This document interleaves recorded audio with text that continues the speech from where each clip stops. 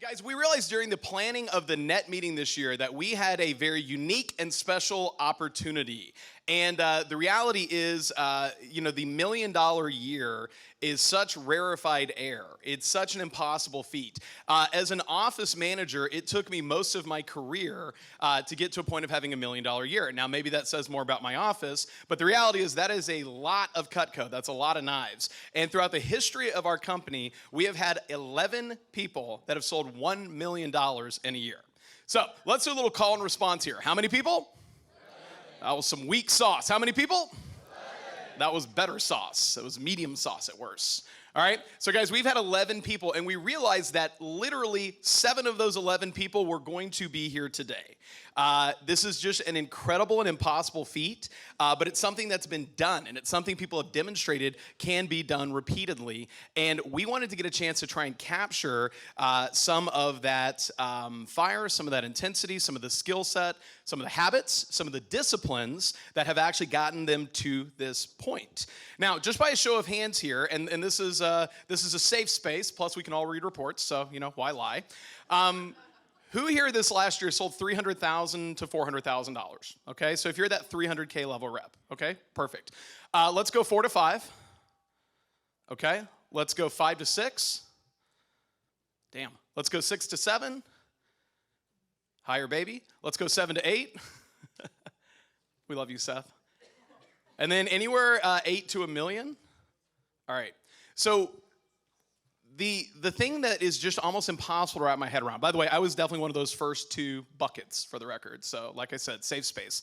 What's almost impossible for me to wrap my head around is the fact that, for as hard as I worked this last year myself, me personally, I'll call myself out, no one else, for as hard as I worked, that there were people on here where the results they generated were 3 to 4 times higher than my own. And so sometimes when I see that, it almost seems not even overwhelming, it just seems almost impossible. I can't work 3 to 4 times more. Can anyone sort of relate to that thought, yes or yes?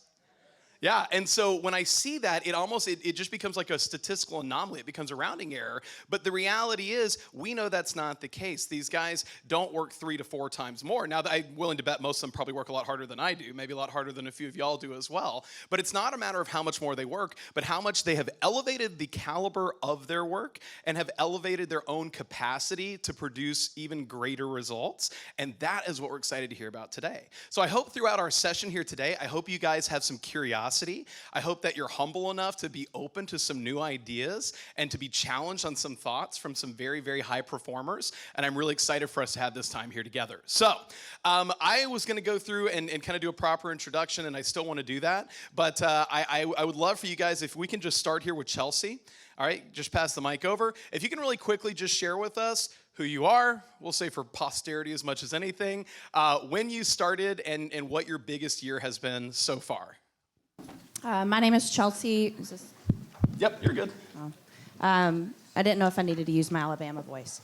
My name is Chelsea Rodriguez. I am from and always will be from Alabama. Roll Tide. No, I don't want to talk about it. I'm still mourning.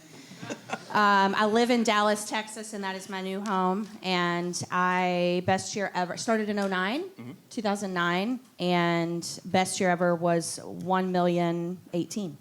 I love it. All right, let's give her 2 claps on 3. 1, 2, 3. Very good. Curtis J. Hughes, Denver, Colorado.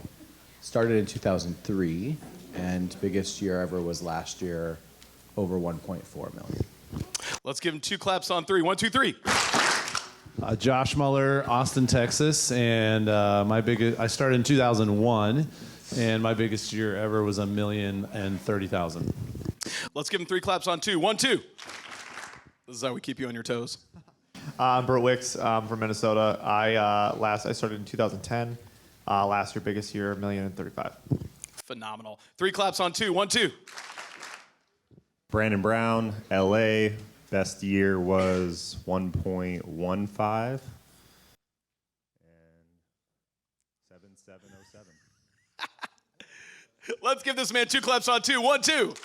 He gave y'all so much yesterday, he doesn't have a thought left. He laid it all out there, guys.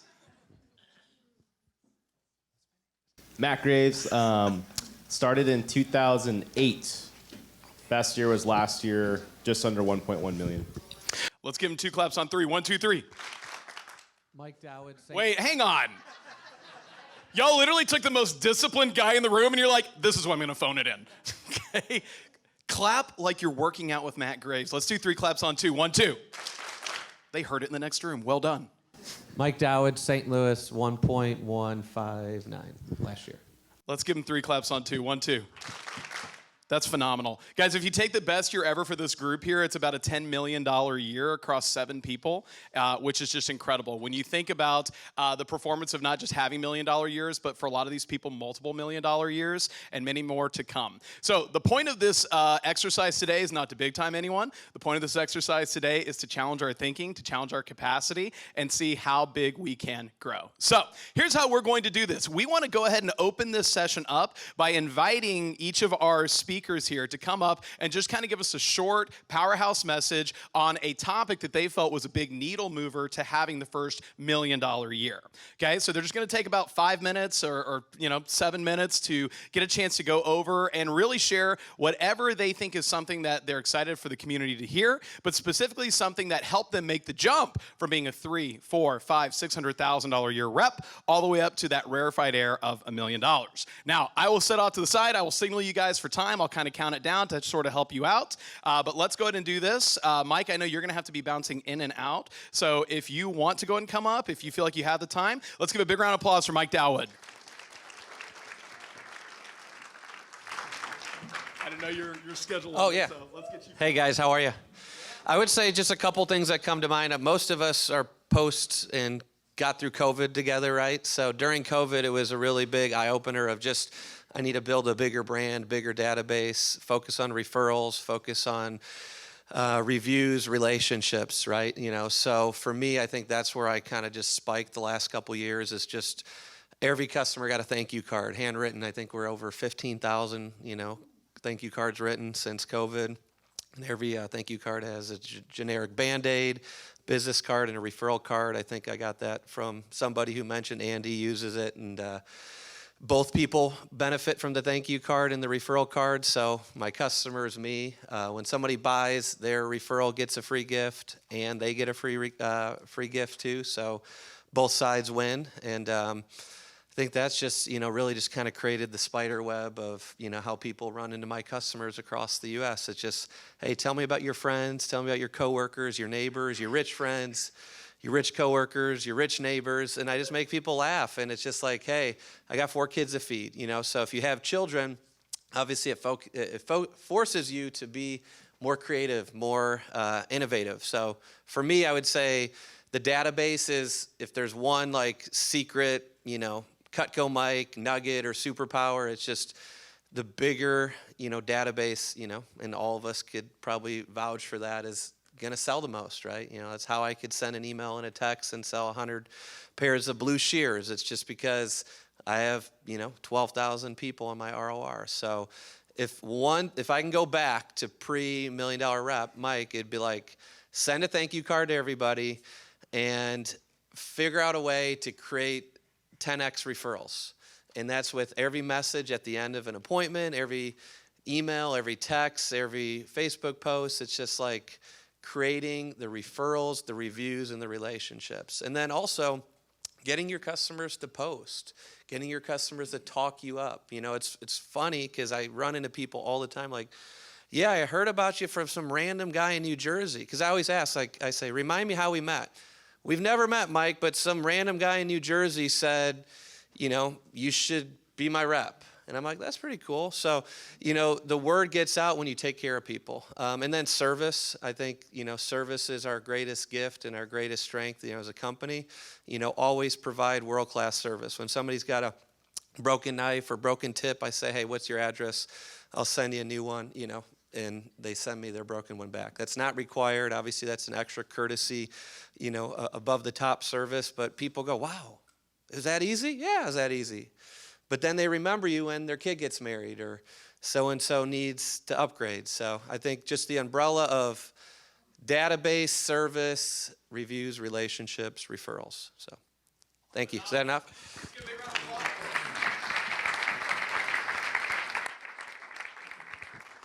So, by a show of hands, how many people here regularly send out thank you cards to their customers as like a year-round part of their strategy? Did y'all catch how many he sends out? Did you say, how many was it, Mike?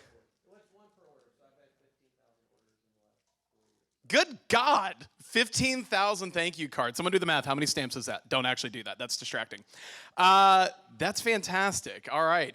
Mike is actually a speaker in one of our other breakouts, so he has to be a little more free to move back and forth. So what I'd like to go ahead and do then is bring up our next $1 million shipper, Mr. Matt Graves. Matt is going to talk about just having proper clarity in your business plan, as well as getting a chance to work a little bit on your average order. So let's give a big round of applause for Mr. Matt Graves.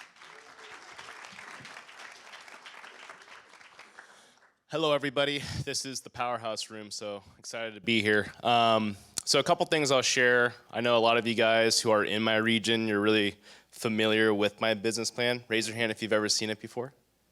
Awesome. It's a lot of people. So one of the, I guess, things that I attribute my growth in the last 5 to 6 years would be is my attention to detail with my business plan.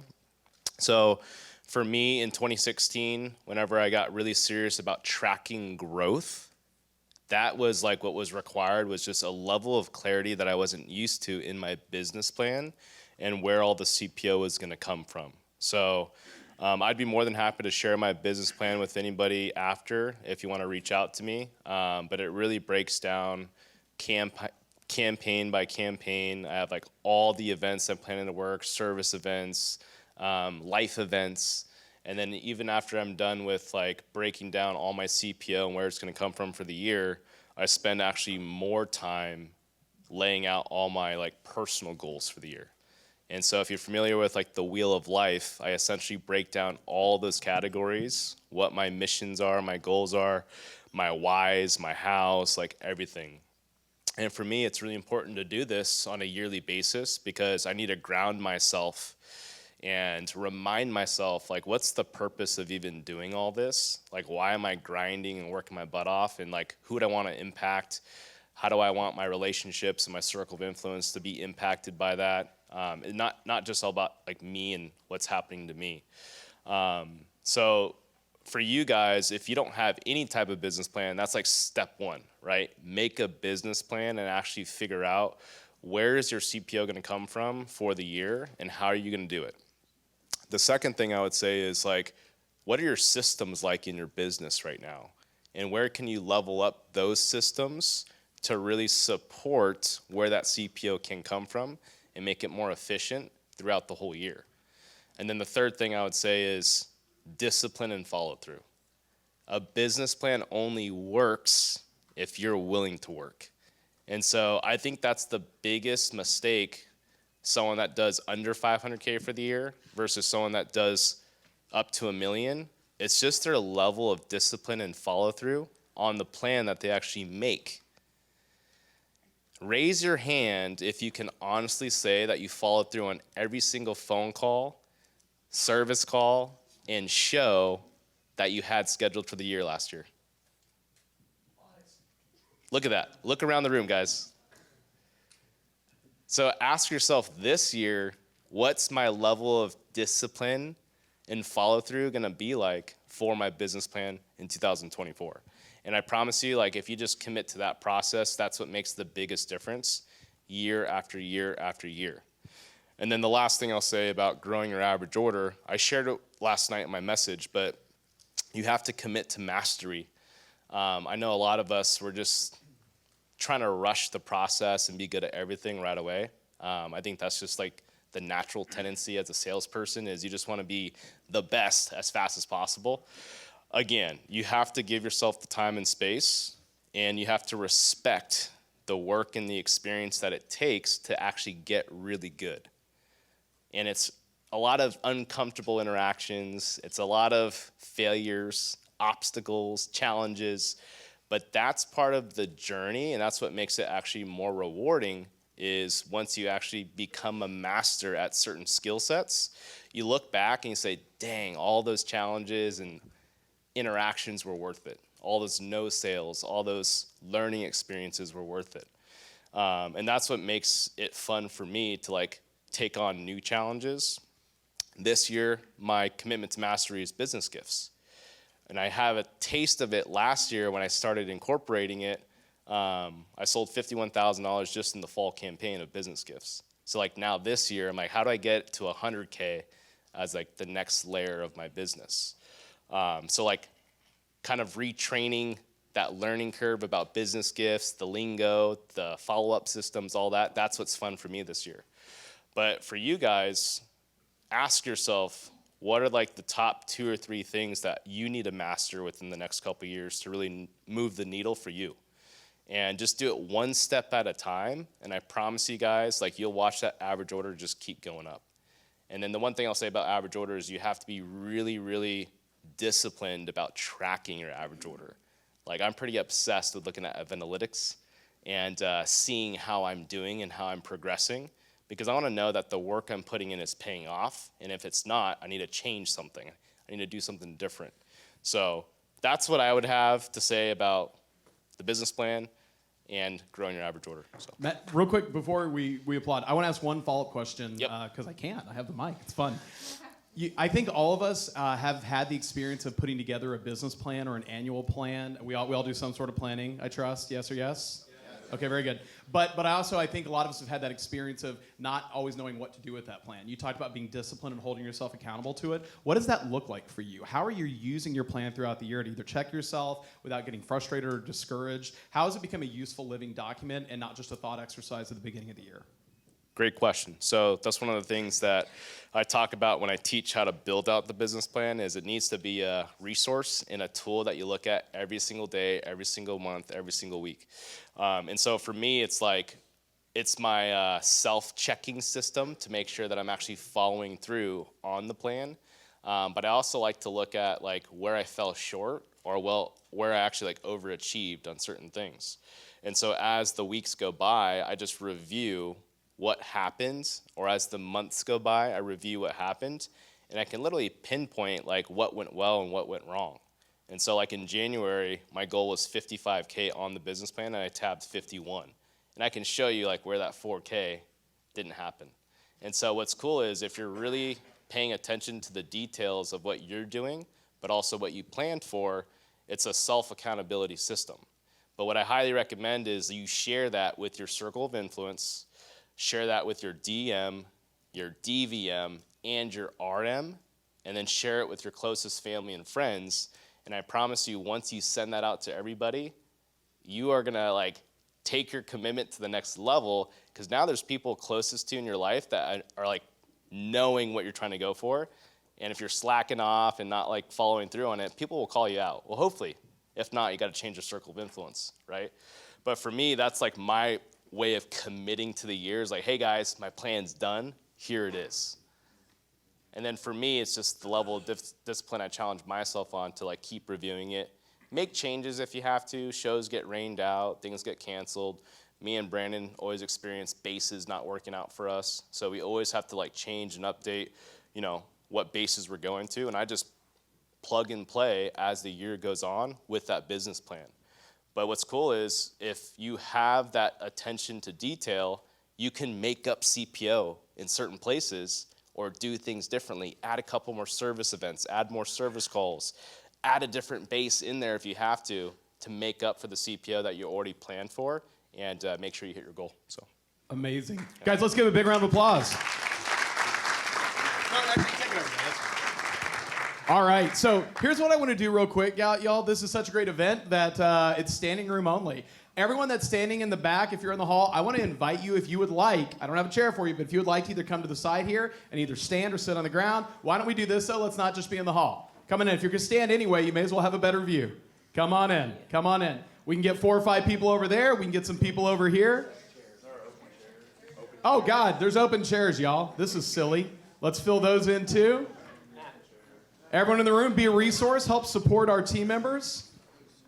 We like that better?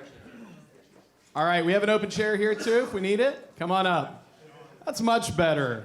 See? Let's go, fam. All right. So let's go ahead and keep moving down here. And Chelsea, could we go ahead and turn it over to you now? Do we have any Chelsea fans here? All right. Calm down, Alabama. All right, let's turn over to the greatness of Chelsea Rodriguez. I mean, we'll find out.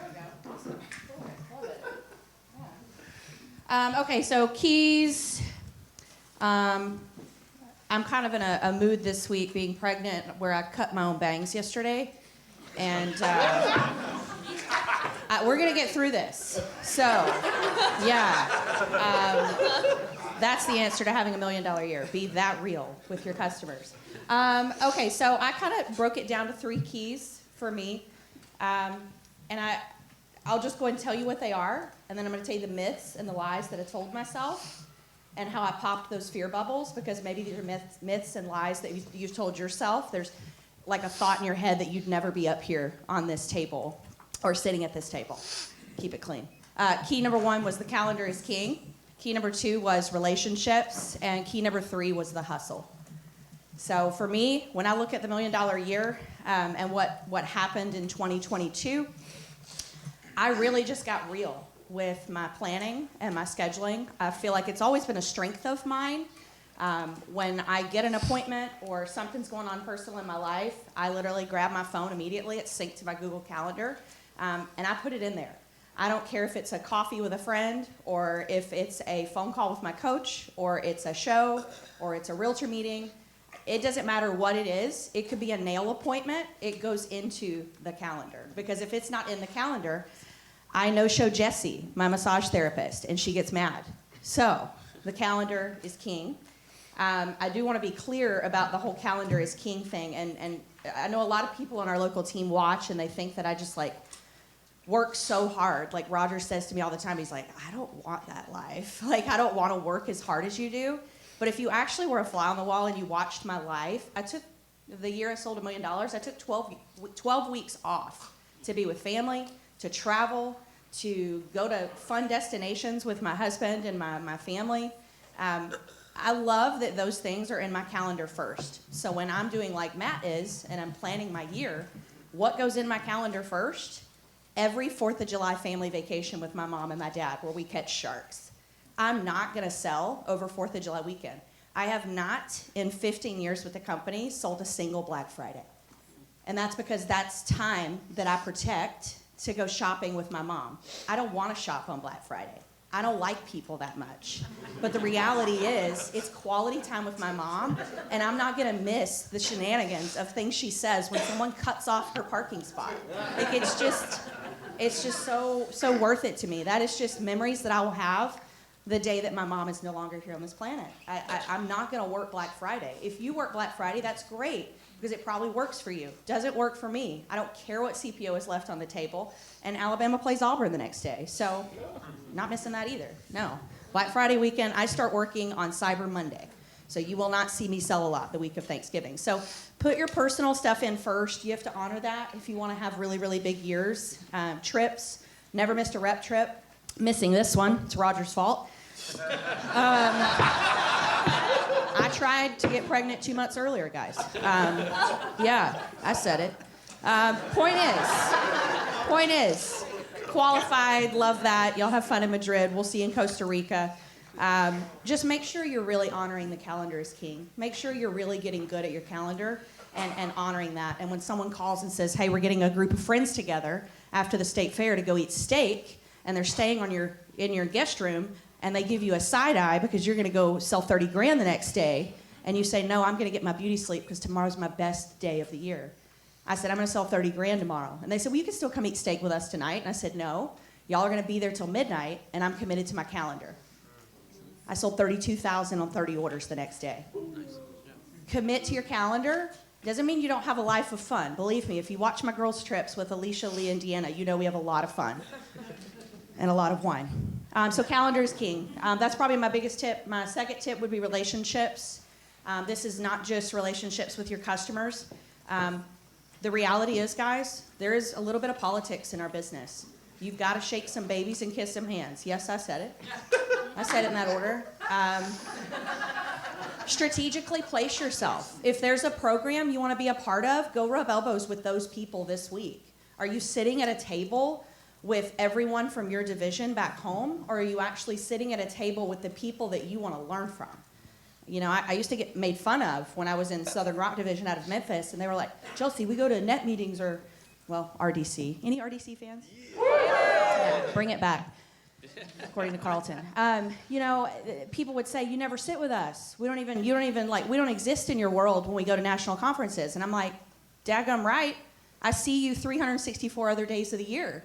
I don't want to fall into my safety net and build the relationships with the people that I see day in and day out. I want to put myself in uncomfortable situations and learn from the Curtises and learn from the Joshes and learn from the Brandons and the Berts and the Mikes and the, who else is up here? Matt, yeah. So, I'm sorry. Pregnancy brain's real. It's because so many people are selling $1 million now. And then it's not just relationships that way, it's relationships with your customers. I know you hear that and it sounds so candid, but the reality is it's a snowball effect. If you continue to hone your relationships and take care of people and do the right thing, even when you lose, your customers recognize that.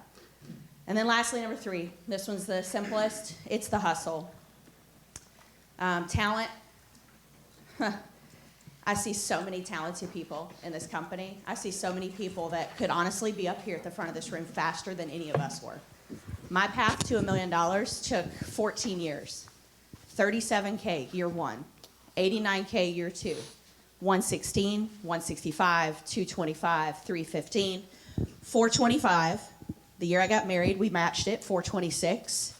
596, 723. Year of COVID, 726. Still grew. I don't care if events go away. That gives you more time to clean up your systems, to call more customers. So everybody that's like, oh, that was the year of COVID. So you had more time, just like all of us.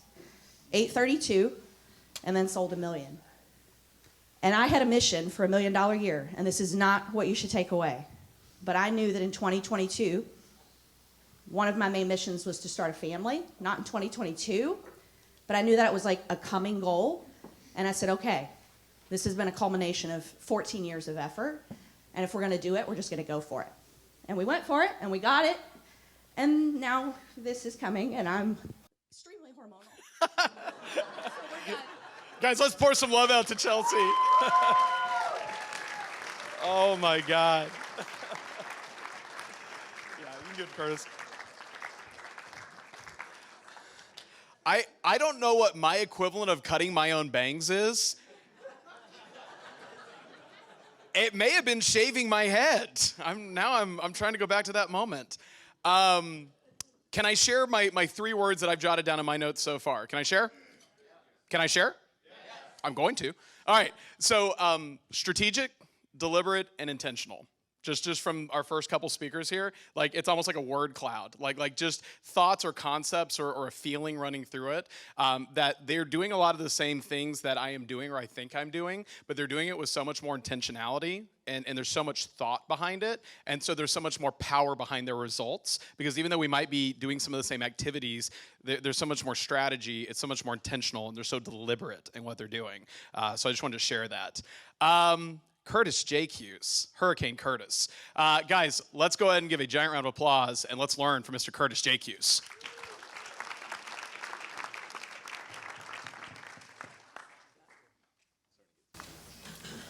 Mine's really simple. It's service, service, service. In order for me to get to $1 million, it was all about service. And when I talk about that is that service is the most profitable thing that we do in this business, and it's the most overlooked thing that we do as well. We're in a service industry, and we need to be service-minded, okay? So when I say like that, there's a lot of people in this room that I know for a fact that do not do the service that they should be doing, and they wouldn't be sitting at $1 million for the year. They'd be at like 1.6, 1.7 million if they did their service properly, okay? That's not just calling anyone out here. Okay, I'm just calling out everyone in this room, okay? And the reason why I say that is because when we do service, we do it just to do it, but we don't do it with intention, okay? And the thing is, when I learned that service was where it's at, is that's where we plant all the seeds. That's where we let everything grow. That's where we harvest everything when we need it the most. And Chelsea said this earlier, you know, COVID, you all had the chance. You had a lot of time on your hands and you did nothing with it. Okay, when COVID hit, we did a lot with it because we were still doing service calls. We were still taking care of our customers on the back end. Yes, we were sending things into Cutco, and some mysteriously way they came back to the came back sharpened from the factory. And I was just like, oh, that's kind of cool. We found something here, right? So the thing is that service, and what I mean by service is when you guys do your service, you need to have it planned out, okay? It's not where you just show up and then you just hope to God they buy something, okay? Service means where you're sitting down, you're showing every package, every program, going through everything that's in the catalog every single time with a customer. I alluded to this last night when someone asked me that question. That's where you practice your scripts. That's where you learn where you really are and where you can be with the business. And I find it very interesting because I talk to a lot of people and I'm like, so how are your service events? What do you do at your service events? Oh, well, I just sit there and people walk in and I have someone else sharpen the knives for me and I just sell to them the whole time. And I'm like, that's not service, okay? That's you telling a customer, come in and I'm just gonna sell you something. That's not providing an area for that customer to feel good about themselves. Does that make sense? I'm not saying that you can't have someone sharpen the knives. I just think that there needs to be some kind of service aspect from you in that moment besides just selling, right? When I show up to a service call, we sit down, we go over who I am, what I'm doing, what I'm creating, what's next, right? It's not just, oh, I'm here, I'm gonna sharpen your knives, pretend I'm sharpening knives, and then go into the sales, right? And we all know what that means. Our customers are the fruit of our business, okay? Mike said this, and that's why service is such a big deal to me, is that, yes, I have a huge database, okay? I have 20,000 people on my ROR, okay? It is very nice to know that if I'm not doing an event or I don't want to do something, I can just send out a real quick text, hey, we're going to be in this area, let's do a service event, right? My service events are filling up within 5 to 10 minutes of me sending out a text message, okay? And then customers are like, but I didn't get a time. I'll see you next time, right? Create that need where they want you rather than you constantly pestering them. Does that make sense? If you don't get customers that want your service, that's because you're not doing your service properly, okay? What you're doing is you're not providing a service. You're making it all about sales and what you want. Hence, that's why I say you got to retire emotionally, because what happens, we get emotionally charged when we go do service calls and service events, because all we're thinking about is ourself at that moment. Oh, I'm behind my goals, I'm going to go do some service calls, right? That's not the way it should be. It should be, I'm going out to service customers and make them happy, and then they're going to give me what I need in return, right?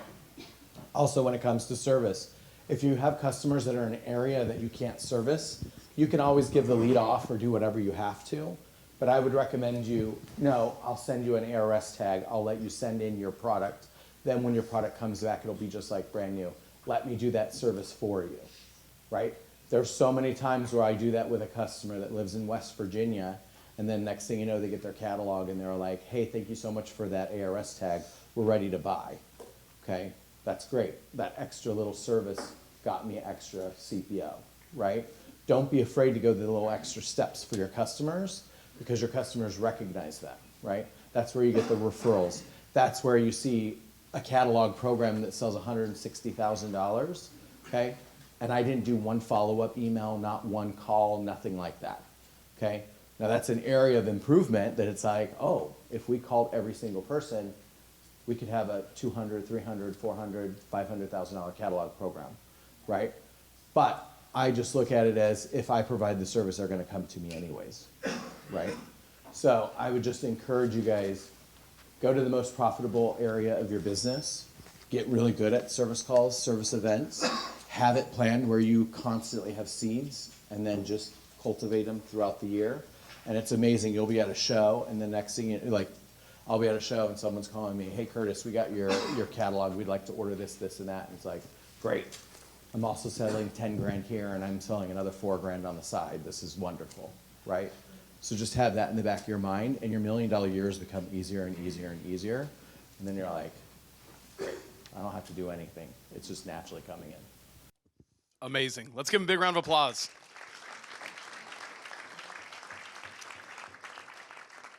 So two thoughts came to mind with that. For all our TGP family here, every package, every program, Every time.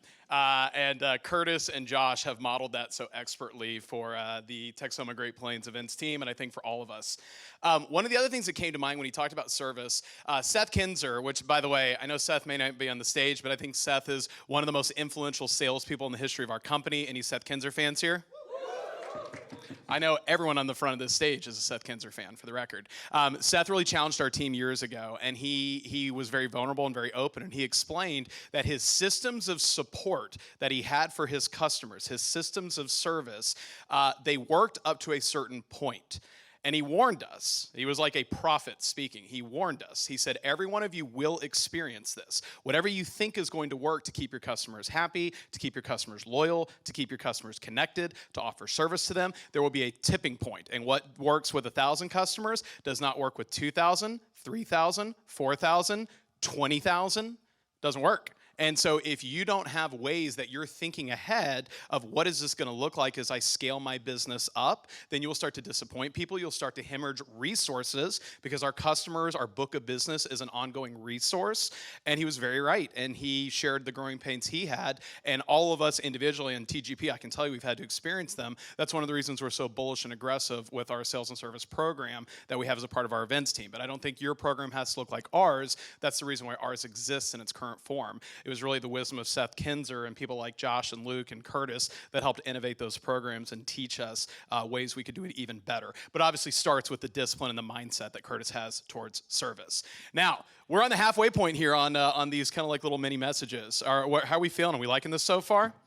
All right, here's what I want to do, guys. Energy is an important thing, and it's not the speaker's job to give y'all energy. It's your job to give these speakers energy. So here's what I'd like to do. I'd like to take 60 seconds. I'd like everyone to stand up and share one takeaway or action step you currently have. Ready, set, stand up. Let's do it. Share one takeaway or action step that you currently have. Come on, come on. This is not stretching time. You can stretch. That's actually a great idea. Everyone should stretch.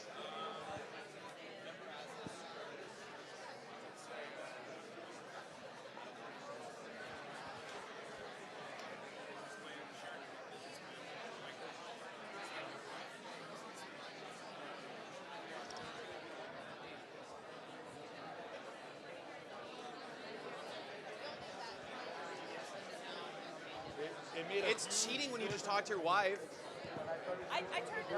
You're better than 5 of the 7 people up there.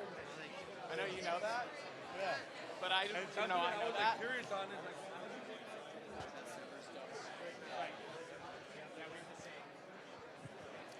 You got 30 seconds. Might be time for your partner to speak.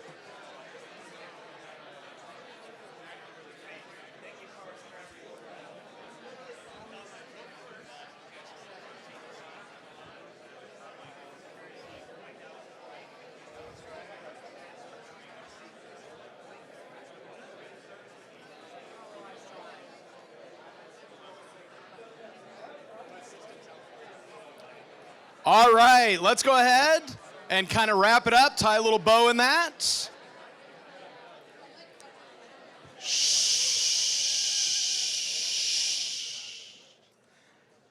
Fantastic.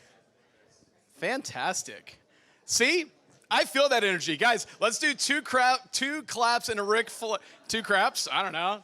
I don't give 2 craps. I'm going to cut my bangs. All right, let's do 2 claps and a Ric Flair on 3. 1, 2, 3.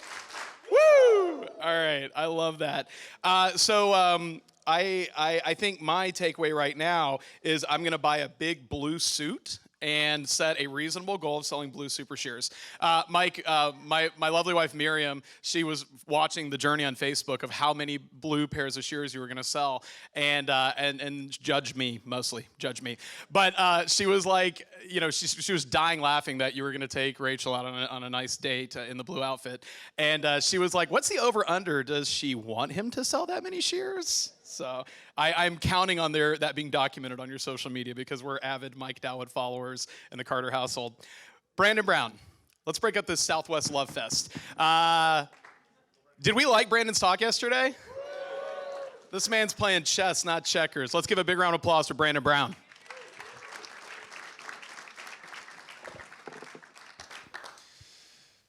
It would be really cool to add up how much CPO we have in this room. So if we get some extra time, that might be a fun exercise. When Brian asked me, and we were doing this breakout, I wrote down understanding different layers and how they can work together to create a powerful year, while simultaneously focusing on your own superpower to amplify your growth to $1 million. And when I think about everyone in this room, I'm sure everybody would love to reach $1 million. And I love when the tables can be turned, and instead of there being 7 people up here, there's 50 plus people that have sold over $1 million. And I definitely see that in the next few years, and that's really exciting. And when I think about how that's gonna happen, we're not all just one-sided. We don't have just business gifts. We don't sell just on appointments or just events. We have different layers of the business. And so learning how they can all work together, but also understanding where's your strength and leaning on that strength to amplify each of those layers collectively. So I think about the first year I sold $1 million in 2019. You know, I worked really hard. I was 220 days in the field. And Chelsea alluded to this around like hustling and just working hard. And the reason why I'm saying working hard is because the harder you work, the more interactions you're getting. The more interactions you're getting, the more opportunities it gives you to hone your skill set. Right? It's about, I use Kobe in a lot of my references, but he was doing 4 a.m. workouts every single day, 6 days a week for 20 years. So he was getting more shots up than everyone else. And so if you're willing to work harder than everyone else, you're going to be able to increase your growth and your trajectory a lot faster. And then if you want to cut back, you can. The other thing I wrote down here was creating a mini business plan within each layer of your business. So we have events, we have service events, appointments, marketing, business gifts, right? So these are all different layers that most of us have. But creating mini business plans within each layer and tackling those and the strategies around that will help your overall collective goal for the year. One of the things I do is every single event I do, every single layer of the business, starting January 1st, I have a spreadsheet and I'm making notes of what I would do differently the following year. Show I worked, didn't go well, and it wasn't, it's my second year working. I'm realizing it's not profitable. Cool, cut it out. How many shows have you done over and over? This year it's gonna be different. And you worked it 4 years and you haven't broken even 4 years in a row. Same with like marketing, like every single layer I'm notating. Service events is a great example. I sold $172,000 on service events last year on 26 events. And so continually increasing my numbers and averages there. And so I'm constantly asking myself, well, how do I go? I was like, I'm getting 6 orders per service event. And I already have a $900 average order on those appointments. So I realized if I can bump that up to 8, right, that's gonna increase my efficiency. So how do I get 2 more appointments? Open up more slots, make physical calls, and so working the business within each of those layers to maximize each of them. I wrote down a few things for each layer that I think everyone should be paying attention to. So for events, the big needle movers for everyone here is skill set, mental fortitude, and energy. To me, those are like the 3 big needle movers to improve your performance with events. You can improve your skill sets, your mental fortitude, right? How do you like bounce back from a bad interaction or a bad day? And just your overall energy. We all know what it's like when you have low energy and you miss the opportunities because you didn't get a good night's sleep, you're eating unhealthy, whatever it is. Service events, I wrote down how many appointments you're getting, what your average order is, and then your structure and just general flow.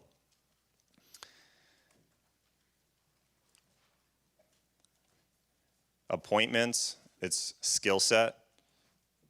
I want to challenge everyone here of getting to $1,000 average order with the price increases that we're having, with all the different like product lines we have, everyone here has the capacity and the ability to increase their average order to $1,000. So what would that look like for you? For marketing, I think this is a big one for a lot of people, is organization, right? Using Excel spreadsheets. If you currently aren't using spreadsheets to like track your phone orders, and you're like, oh, I'm gonna put this order in the app, and I'm gonna make a note on this one, I'm gonna write this on a piece of paper, I'm gonna put this on a spreadsheet, I'm gonna put this in my calendar, and you have them everywhere, you're losing CPO, you're losing, you know, easy, low-hanging fruit. And so for me, when it comes to like marketing, everything goes into a drive. I don't call anyone until they're on the drive first. I don't call them from texting base. They go in the drive first, then I call them. I don't call them when I see the email. I put them in the drive, then I call them. So that way I know it's like a hub for any person that is looking to buy Cutco, and you don't lose anything that way.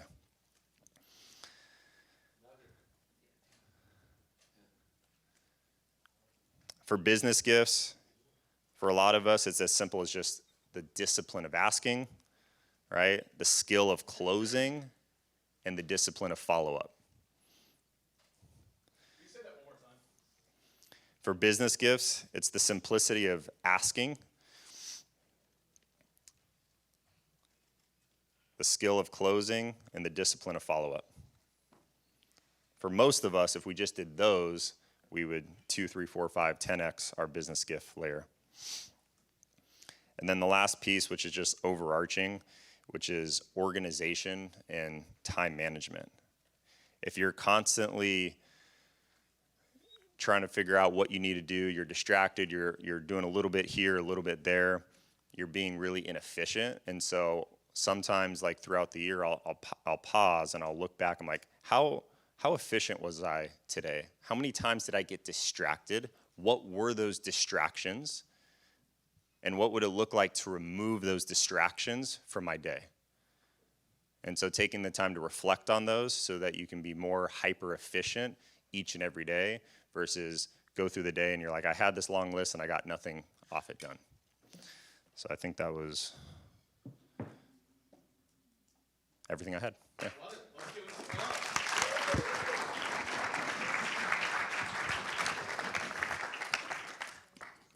I always want Brandon to end every talk with, and thank you for coming to my TED Talk. Just his delivery, just the cadence, it's just so pleasing. It's so pleasant. One quick thought that I had just listening to Brandon there, you know, he specifically talked about the sales and service and how that's come up with several speakers here. I don't know if y'all are big numbers people, but sometimes I hear people, and I know it's a thing we all do to preserve our ego, where we sort of like try to belittle the success of other people because we're threatened being in their presence. And that's something I think a lot of us do, but I'm the only one who'll maybe admit to. And I've heard people say, oh, but you know, they've got the LA County Fair or the State Fair of Texas, or they had these federal bases, or Cowboy Christmas, or the Denver Livestock and Stock Show and things like that. And it's an easy story we tell ourselves, but the great equalizer is service events. Y'all understand that the service event program sells about $1 million more than the federal program, like just sales and service events.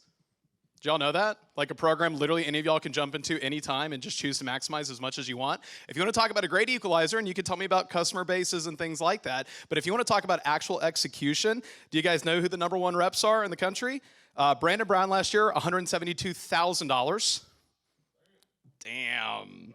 Josh Muller, $140,000. Matt Graves, $115,000. Burt Wicks, $72? That's weird. No. No, Bert sells a ton, okay?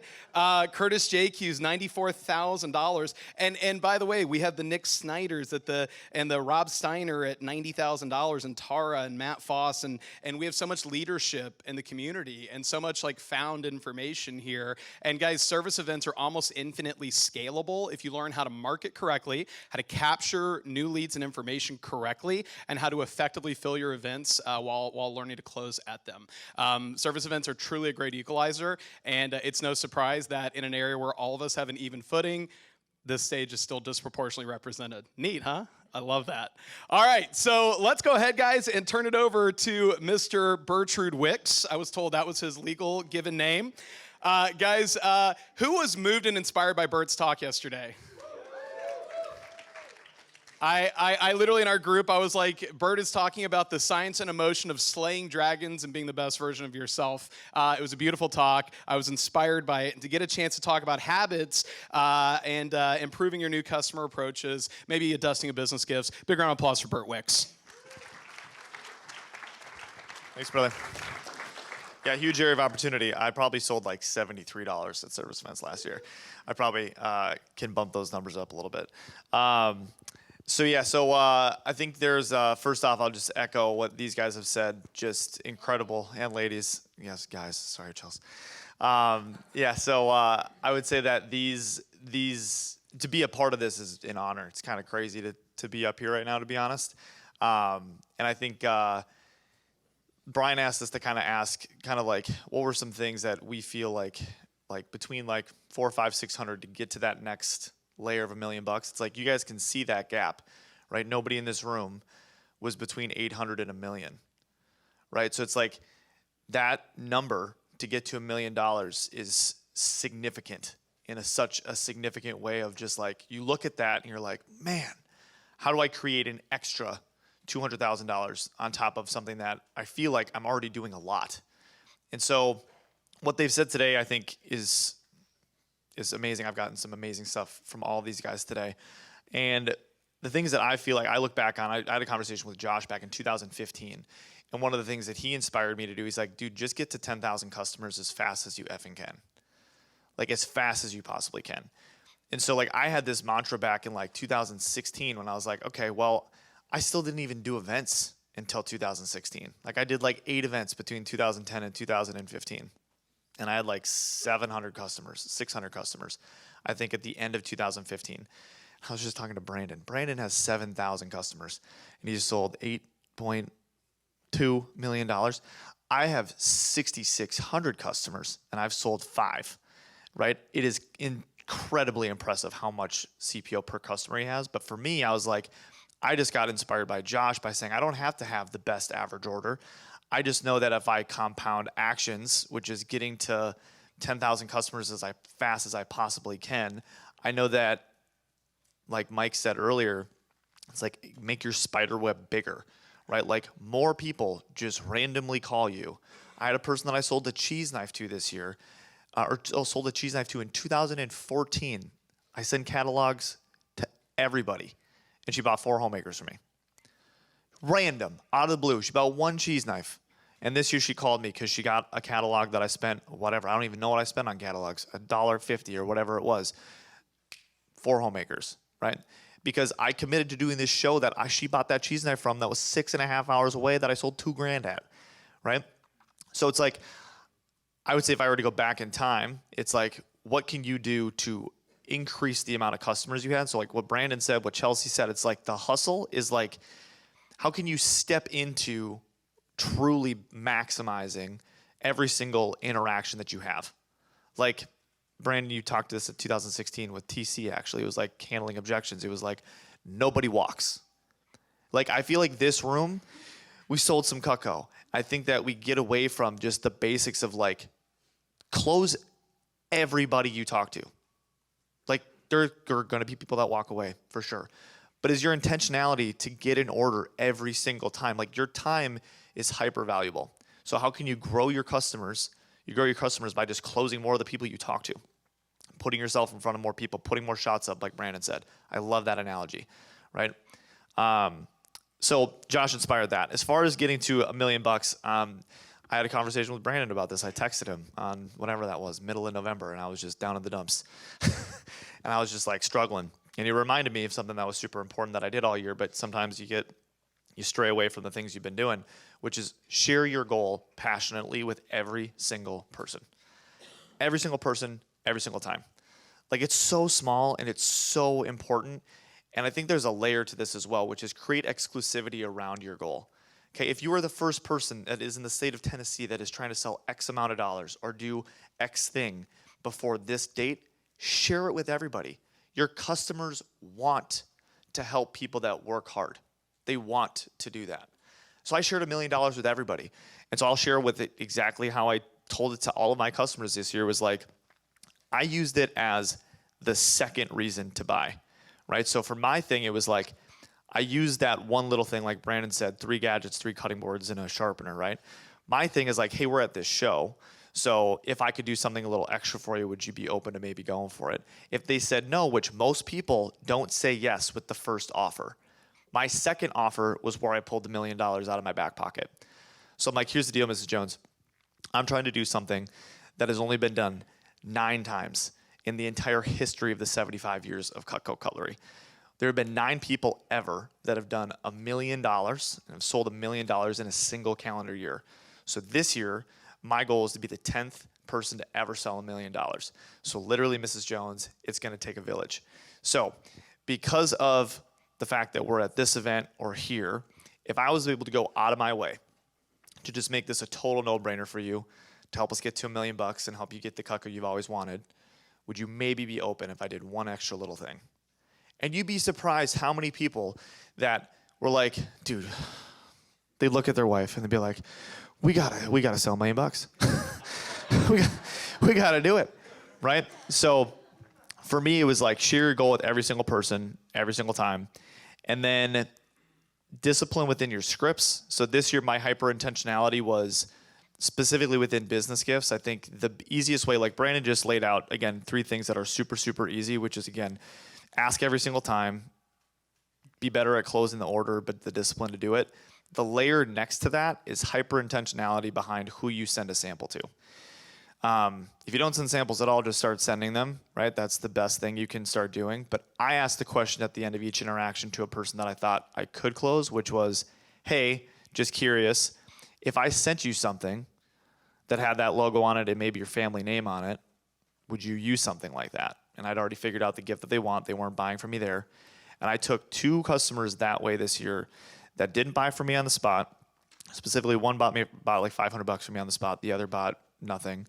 I sold 69 7-inch Santokus to one customer, and then I sold 60 to that other customer by sending them samples. Those are just 2 examples, and I have a whole lot of other ones. But hyper intentionality behind your samples grew my business gifts last year from 75,000 to 140 last year, and that was a big thing. That was very small. So with that, that's all I got.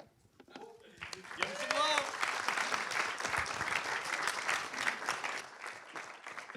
Oh, that's a big thing that's very small. I love that. I love that. All right. To take us home for our kind of little targeted mini talks here, and then we're going to transition into some really awesome Q&A I'm very excited for. We're going to bring up the greatness of Amy Muller's husband. So, no. That was low-hanging fruit. That was a Spencer joke I stole. Thank you, Spencer. Guys, who here has been positively impacted by Josh Muller? Let's try one more time, but say it with your chest. Who's been positively impacted by Josh Muller? All right. Josh, I'm going to give you the hook when you run out of time, but they're all yours, brother. Thank you, Brian. All right, so I second everything these guys say. I mean, if you want to sell $1 million in a year or you don't, regardless of what your goal is, I think all of these things are applicable. Whether you're going after 500 grand or you're going after 750 or going after 1 million or 300 or whatever it is for you. So, but we're in a room full of champions here, which I'm excited about because everything these guys are sharing is what it takes to hustle hard and get up to whatever that big, hairy, audacious, crazy goal is that scares the crap out of you. So $1 million scared the crap out of me, especially when I hit July this year. And going into July, I was sitting around a campfire with Curtis and Calvin Lopez. Where's Calvin at? He's not in here right now? Okay. So, I was at $300,000 for the year. I had 5 months left, and I had to sell 700. So it was kind of a big, hairy, scary, audacious goal. But 3 things that really made the difference for me this year, I'll give it to you right now, is goal sharing, gratitude, and gifting. So amongst all of the other things these guys are talking about, right? So everything else definitely was part of the equation for me, but I think those are the 3 big things that made the difference for me. So compelling goal sharing, like Bert was saying, basically it's got to be, you have to understand what your goal is, but also why it's so important to you and what makes you different by achieving it. Right. So for me, it was like, hey, I'm going after a goal here. Only 9 people have done, just like Bert said, basically shared the exact same thing. And I just told people, but I'm super committed to hitting it because I want to be one of the first people in the history of the company to do it. I also want to inspire other people what's possible. That's what it is for me. For you, it may be you have a wedding to pay for, or you're saving a down payment for a house, or you want to pay off your college debt, or maybe you want to make an impact in your local area too, whatever. But just remember that customers want to be part of something bigger than themselves. So when you're the sales rep behind the table selling the knives, and their decision is, do I buy knives today or not? A really great way to get them out of the mindset of just focused on themselves and whether or not they need it or whether or not they want it or whether or not they want to do it today is to give them a reason or a way to become part of something far greater than themselves. So I tell customers all the time, hey, listen, whether or not you want to buy anything today, Seth, is totally up to you. I'm not a high pressure guy, right? We're not twisting your arm here today to buy Cutco. But if you do see something that you like and you're seriously considering it, make sure you let me know because, and then I would share my goal, right? Because I want you to know that you're part of something bigger than yourselves if you go ahead and do this today. So the second thing was gratitude. So, it's interesting how focused we can get on ourselves and how sometimes we get so focused on ourselves, our goals, our numbers, and everything like that, especially when we're trying to perform towards a really high achievement, how easy it is to get so focused on ourselves that we forget about the customer, right? And I think that what you appreciate appreciates. And so I think that there's something really powerful in helping customers understand how appreciative you are for them, for your relationship, for their continued loyalty if they're a past customer, or just for their time if they're a new customer. So $750,000 of what I sold this year was in repeat business, people I'd already sold to before. So, and I can tell you guys that one of the most powerful things I did this year was just be grateful. Just be grateful. From January all the way through December, it was just showing customers how much I really appreciated them because I get to do what I do. I get to live the lifestyle that I live. I get to run the business that I run. I get to represent a world-class product backed by a world-class guarantee for world-class clients, like Mike Dowd always says, right? The world's greatest clients. And I can't do that without them. I had so many customers that apologized to me for not buying enough this year. I'm so sorry I couldn't buy more.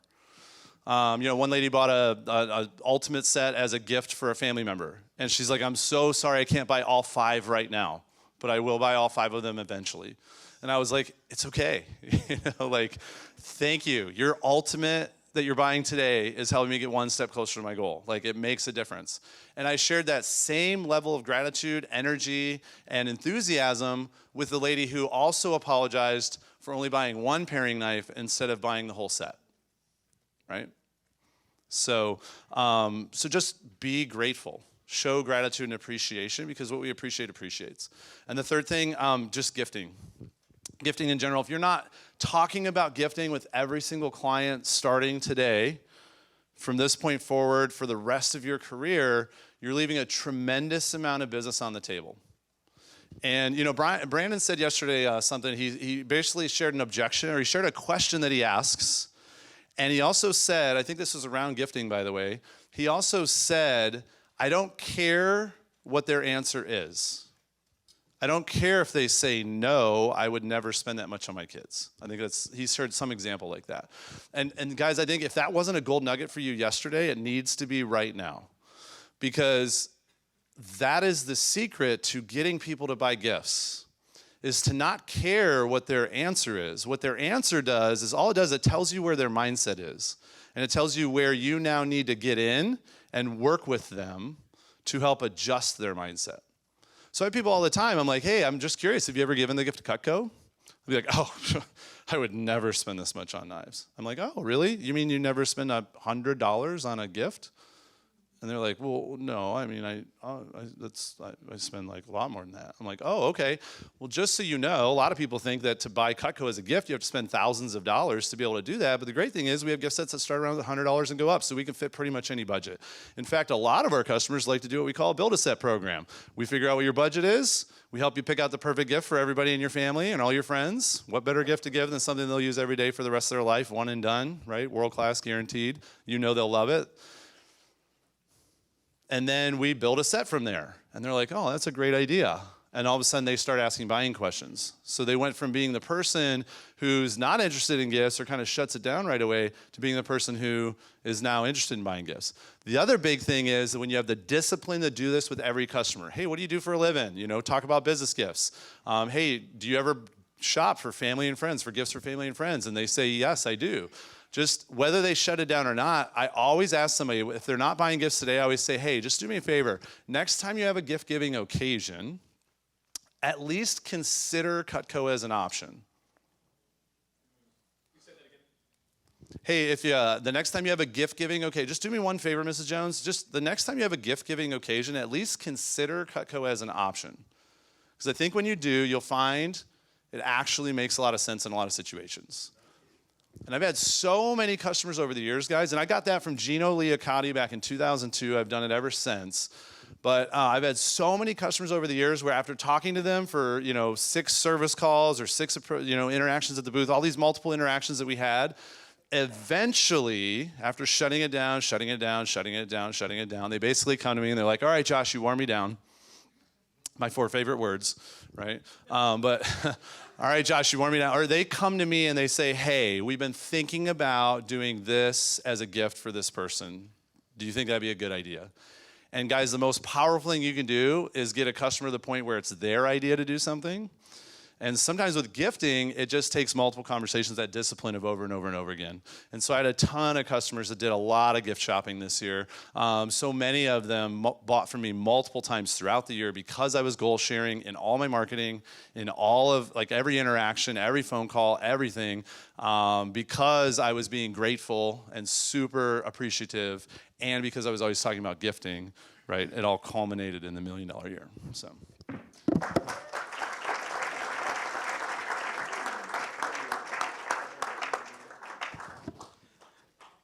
Say again? I have no idea, but we'll check in a minute. So, true story, when we were preparing for the State Fair of Texas, it's obviously a very large project. I'm very blessed that I get a chance to work with Josh and the whole TGP team coordinating that event. But as we're leading up to our Dangerfield retreat, we do a retreat in a state park, and we get everyone together. We spend a few days, we break bread, we learn, we grow, and we have a great time, and we think it's a big key to the success and cohesion and culture that we have. But Josh talked about how important this was to be, how big his fall was going to have to be to sell that $1 million year. And Josh's fall ended up being $667,000 campaign 3. And truly, and I mean this it was no disrespect or anything, but when Josh said that, my response, my internal monologue was, oh, are we doing that this year? I was like, is this? Because sincerely, I honestly thought next year was the $1 million year. I thought next year was the year Josh was lining up, because I know he never does anything on accident, that he was lining up, he was positioning to be his $1 million year. And when he said that, I started doing the math in my head for what that was going to take. Having a $200,000 month that would be necessary to hit that goal. Like, I was blown away and I was challenged. I was a little worried. I was worried about my boy Josh, okay? But it was so impressive to see, and it was an incredible thing. Now, have we learned a little bit so far? A few nuggets. All right, so let's do this because we know our energy good as we're going into our Q&A. We're going to go ahead and transition here. What I'd like to do for what we talked about with these last couple speakers, I'd like to have y'all stand up one more time and share an additional takeaway or an action step. Ready, set, let's go. Come on, stand up, stand up.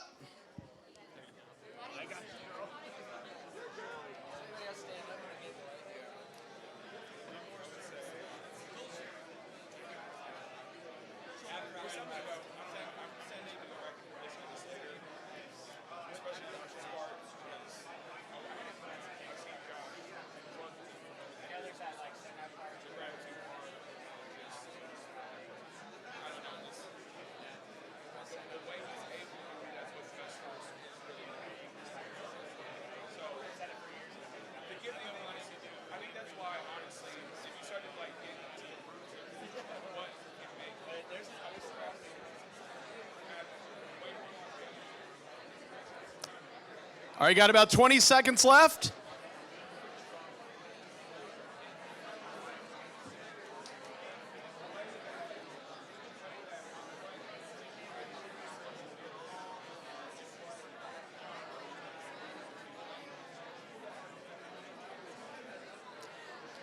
All right, let's go 5, 4, 3, 2, 1. All right, everyone, let's go ahead and cut it there. Shh.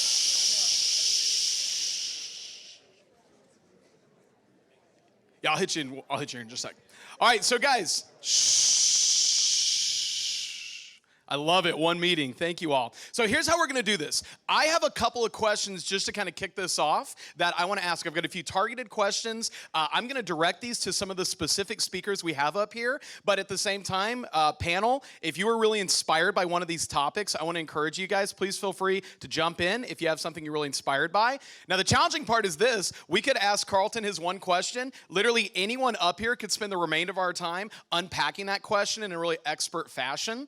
And so for us to kind of make ground, for the panel here, I'm going to encourage and challenge you guys, if you can take the time you need, but if you could try to keep, minute or so to the answers just to kind of keep the wheels turning, I think that would be super helpful. So here's where we're going to start. I wanted to direct this question to a couple people on our panel, specifically Curtis, Brandon, and Josh.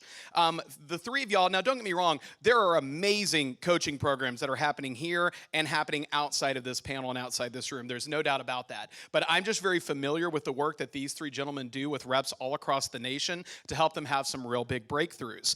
And what I wanted to ask for them, just because I feel like they have such unique perspective, and obviously Matt has an incredible coaching program. Roger Rodriguez credits you so much for just a real breakout year. So any of y'all could speak to this, but I want to start with these three here. When you think about the fundamental skill sets in the booth, new customer, past customer, upselling, and objections, okay, like the 4 pillars. Obviously, we all love cookware. We all love flatware, business gifts, kitchens, all that matters. But the foundation that we build our programs on, new customer, past customer, objections, and upselling, I am honestly curious, what is the area that you think most successful reps could be improving in the most? Like, what's the biggest hole in our fundamental skill set? And just to quickly finish this, I'm acknowledging that everyone in this room has a high level of proficiency in all these areas, but there's a reason why we're not selling what they are. So we all need to be humble enough to hear that maybe there's areas we need to continue sharpening our axe. So Josh, would you lead us off on that? Yeah, for sure. So I think the big one for me in the fundamental skill set area is really just new customers, and it's selling more ultimates. So just the concept of this, like developing your skills around level 10 confidence and execution of being able to promote, position, and then close a deal that is $3,000 plus and do that consistently. Now, also understanding that while most people may not buy the ultimate right out the gates if they're a new customer, the drop-down process from that and being able to navigate that conversation in a productive way where someone who really wants the ultimate because you've developed your skill set to the point where people really want it most of the time, you're also able to then navigate the conversation down to them getting something that's not an ultimate, but having a vision for upgrading to that ultimate down the road in the future. Just that right there, when you get that skill set to level 10, now, all of a sudden, that same skill set can be applied to a double flatware chest or a $3,000 business gift order or a cookware, legacy cookware set or something like that, right? And then the other big thing, my focus this year is working on Matt's, just tremendous handout that he gave us with selling Cutco kitchens yesterday. Phenomenal. And just taking that to the next level. Because I know I'm very proficient in each of the main package areas. And I've sold some kitchens, but I'm not selling them as consistently as Brandon and Matt are. And so that's my next level skill set, is like taking all of that and putting it together to where now I'm consistently talking about and positioning and closing on collections and kitchens until I've got that down to where I'm selling that on a regular basis too. Excellent. Curtis, could you speak to that topic? I am totally aligned with him. Okay. I found out years ago that if you focus on past customers and you're looking for the easy sale, you're going to struggle when it comes to hitting those numbers that you need to hit at those shows. Our new customers are where it's at, but I also think it's not just that area of like getting where you can drop down, but it's that making sure that they know that once they buy that set, there's more things for them to buy in the future, and that this is not the only time you're going to see me. I think it's very important that you leave that with the customer. It's like, you're buying from me now, but I will be contacting you. I will be seeing you again. There is a follow-up. I am your guy. Don't go, don't think that this is a one and done kind of thing. And I think that that's an avenue that is very important for us to make sure we stay focused on, Because if we just think that we got to sell everything all at once to that one person, we could totally lose a customer because they feel like, oh my gosh, like, so glad about the set of knives, but I don't want to deal with that again. You know what I mean? Whereas we don't want it where they feel overwhelmed with the product. We want them to feel great about what they did so that when we come back the next time, they feel great about adding the cookware, adding the flatware, adding the kids or the family program. You know what I mean? Where they're just all like, I like this guy every time. It's just, but the other thing that I would say too, get good at selling customers $1,000. Because if they buy $1,000 from you, they will buy 1,000 again and again and again and again. If you only sell them a couple $100s, they expect to only pay couple hundred, and then now it takes you even more work to get those bigger orders. So, like Josh was saying, get them used to spending $2,000, $3,000, because then when you ask for that order at a service call or service event, they just expect that I'm going to spend $2,000 with this person no matter what every time I see them.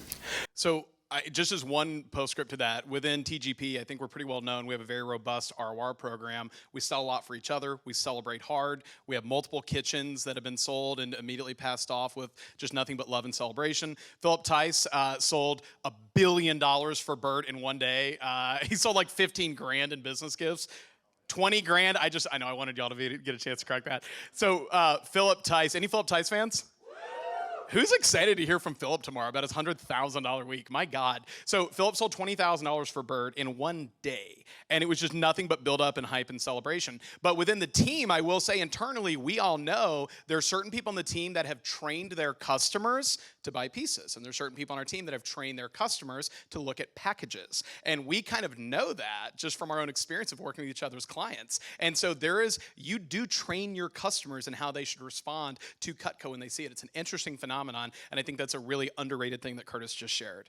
Brandon, you have obviously an incredibly well-known coaching program. When we think of fundamental skill sets, where do we need to be strengthening our game? Absolutely. Definitely agree with everything they said. Really quick, I just want to have everyone do this exercise because it takes 30 seconds. Grab out your phone, put in how much you sold in 2023. Take that number and divide by your average order. So you sold 300,000, divide by 500. That's whatever that number puts out, that's how many orders you got last year. And the question I want you guys to ask yourself is, based on that, how many customers do you think you let walk last year at the booth? 10%? That's so hurtful. 20%? 30? So potentially you can do the math on that. If you had 500 orders, if it was 20%, that's 100 orders. Interestingly enough, those 100 orders that walked was probably double, if not triple or quadruple what your average order is. It was the big orders. It was your sets, it was your flatwares, cookwares. And if you want to have even a more painful experience, figure out what that CPO is lost. Oh. We were all having so much fun. And then multiply that from the last 5 years, right? Oh, no. So the reason why I wanted you guys to do the exercise is because obviously I pride myself on handling objections, but doing it in a way where the customer still feels good at the end of it. I'm not a high-pressured salesman if anyone's field trained and watched me work, but I walk them through that process. And if you think of the tens of thousands of dollars of CPO that has been lost, the amount of customers that comes with, and the repeat business, hopefully this exercise shows the importance of mastering objections. Incredible. Can we go ahead and let's do 2 claps on 3. 1, 2, 3. So I feel like we could do that better, maybe. Let's do 2 claps on 3. 1, 2, 3. I like that. So guys, one of the things I so appreciate, and this next question is going to go to Matt, so if you want to slide the mic down him. One thing I so appreciate in my time, I've been with Cutco for 21 years now, and I've had the chance to cross paths with everyone here on this stage at one point or another, and I feel like with each of them, for whatever the relationship I have, I feel like we've really earned it, better or worse, I feel like we've earned it. And I just think that when people see some of the success of our program now, we try to approach it within TGP with a little humility, because I'm the first to say, our program grew off the shoulders of Patton Sides and Josh Muller and the Lone Star Events team. And what we do at the State Fair of Texas was informed by what Brandon and Leah and Deanna and Matt were figuring out with the California fairs. And it's funny because people sort of painted us into kind of a rivalry when really it was just a matter of, you guys are the city on the hill, y'all were the example we could point to with our team and our customers, so that way it could help stimulate our own growth, our think bigger, and then and honestly have a foil, like in a fun way with customers. And hopefully we've been able to provide that too. And I just want to say that Matt is someone that I have a tremendous amount of respect for, and he very graciously, when we were preparing for the fair this year, I asked him at NET last year, I said, hey man, you're so high influence with our team, would you be willing to speak? And he gave a message that was so impactful. And it was, by the way, it was specifically about service events. I purposely have not made that message public because I wanted to wait to tell y'all that is your bonus NET message. I'm gonna make that public on our YouTube channel because it was phenomenal. But there was one particular part that I literally clipped because it was so good, I needed our team to be able to quickly access it. And it was on how he was sharing his goal. And by the way, that was literally one of the questions that I had here. I was gonna ask Bert, and he did that for us earlier so expertly. So thanks for saving us time in Q&A, Bert. Good job. But Matt really challenged us, and we had a lot of individual conversations after that call about the ways that we were sharing our goals and why we didn't share our goals, and how we felt vulnerable or it felt pushy or inauthentic, and he just nailed it. So I know I'm putting you on the spot, but could you give us some model or at least share a couple thoughts on how you enrolled your customers in your $1 million goal? Yeah, I actually want to give credit to Brandon for this because he actually Never mind. Pass the mic to Brandon. No. he inspired me to do it during my first $1 million year 2 years ago. And I've had a conversation with a few people about like when I was a college student and I used to be that sympathy buy type of guy, like, hey, I'm trying to win a scholarship, trying to be number one in the company. That was like the way I closed so many customers as a college student. Like, raise your hand if you were in that position before. Yeah, pretty much everybody, right? And then when you graduate, you're kind of like, what do I use to get customers to be bought in and like help me, right? And I remember specifically, I was in a pretty wealthy part of San Diego. It was like La Jolla, and wealthy business owner, nice house. And I shared my goal of like what I was trying to do and accomplish before I even like started selling stuff. And he goes, hey man, can I just tell you something? No one gives a F about your goals. And I was just like, what? he's like, you're here to serve me and show me what your product can do for me. And that's all I care about. And it was like a wake up call because, I mean, he's a really successful guy and like he bought a ton of Cutco from me. But that was like his number one advice is like, hey man, be a professional and represent your product, but be there to service people. And I was like, holy crap. And it really changed my perspective on how I showed up for people ever since that day. And I stopped sharing my goal because of that, because I wanted to just focus on the customer and what my service and what my product's gonna do for them and for their life and for their family. But the way you share your goals, it's all about timing and intention and purpose. And that's where like Brandon kind of reminded me, he's like, hey man, you just gotta do it differently, but here's why I recommend doing it. And so I think it was during the fair 2 years ago is whenever I implemented the strategy of what Bert shared, and it's like sharing your goal as the last Hail Mary to get an order. Or what I found to be the most effective is when I shared my goal to upserve an order. And that's where I was getting like the Cutco kitchens and the package deals. And so that's why I actually, since that day, have been always doing it all year long. But it's a strategy now. I'm not sharing my goal before I share the product. I'm only using for a specific purpose, and it's to close an order when it's super close, or it's to upserve an order with a past customer that already knows me and loves me. And so I'll share like how it sounds and what I say. But essentially what Bert said is like, you do your turbo incentive. Customer's like, oh, I'm so close, you're so good at what you do, but we still kind of want to think about it. And what I say is, hey guys, do you mind if I share something with you real quick? I'm like, sure. I say, you're not gonna care about this, but it means the world to me. I've been doing Cutco for 16 years, and as you know, I always have pretty big, ambitious goals. This year, specifically, I'm trying to set an all-time record or do something that only 10 people in the history of the company have ever done. I'm trying to sell $1 million in a single calendar year. Now, as you can imagine, that's a lot of Cutco, and I'm on pace, but I have a long ways to go. So every single order counts. Now, because of that mission, obviously what you're already getting helps. So let's say they're buying an Ultimate and trying to upserve them. But if you really wanted to get the cookware, it would make that much bigger of a difference. So I just have to ask while you're here, instead of waiting to get the cookware next time I see you, if I just went out of my way and did like an extra turbo incentive where you had absolute clarity you're getting the best deal from me to you, but it also helps me towards my mission of $1 million this year, would you just be open to considering it and making history with me? And then that's where people are like, Sean's ready. all right, you twisted my arm, what can you do? So the one thing I'll share with you guys is that fair 2 years ago, I never really sold more than like 110,000, and I was always like the top guy at my fair. I sold 140,000 that year, which was my best year ever, and it was on the least amount of orders I've ever had at the fair, because it was like just coming back from COVID. It was still pretty slow traffic-wise, but that's what was like the biggest difference. And I, texted Brandon at the end of the fair. I was like, bro, that one little nugget and that commitment I made to share my goal with all my customers is what made the difference, because my past customer business is what carried me that fair. And then for the rest of the year to hit $1 million, that was like my one thing that I was doing differently, because my skill set was pretty good. It was just like, how can I get people bought in to buy more? So it was actually more effective for me that people were already buying, and I was trying to upserve using the goal sharing.